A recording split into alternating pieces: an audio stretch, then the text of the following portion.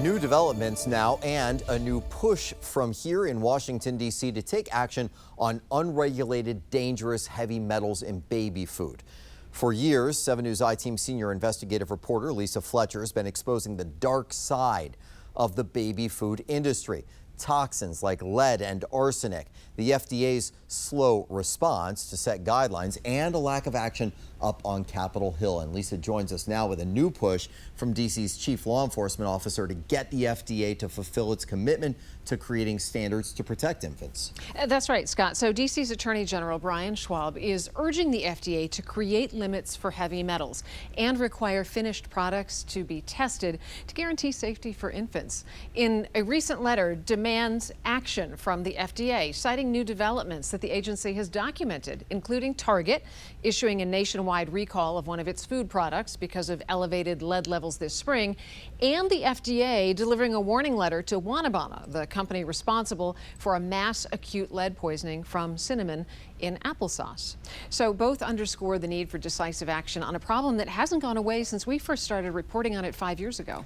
Okay, yes, and I've followed that reporting this whole time. It's pretty groundbreaking in a lot of ways. What has the FDA done about all this? So earlier this year, the FDA sent voluntary guidelines for lead. Now, whether the industry is complying with that remains to be seen. That's something else that we're working on.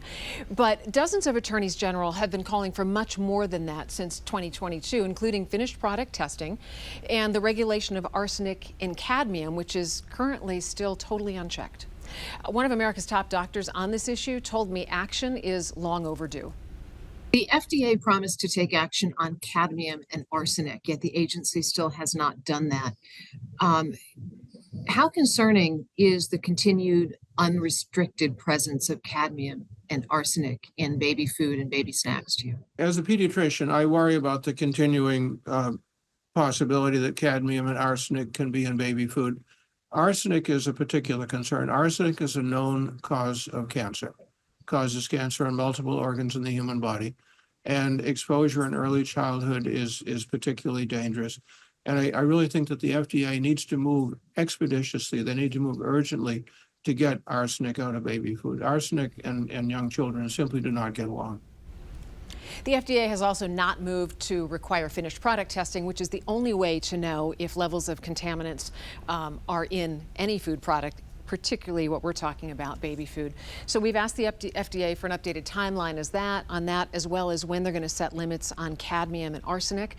They told us just yesterday that they're working on answers to our questions. So as soon as we get that, we will post this on this story on WJLA.com.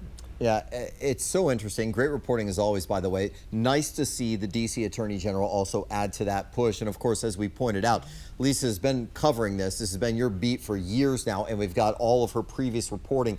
Really worth a watch. It's on WJLA.com right now. Thanks, Lisa. Scott.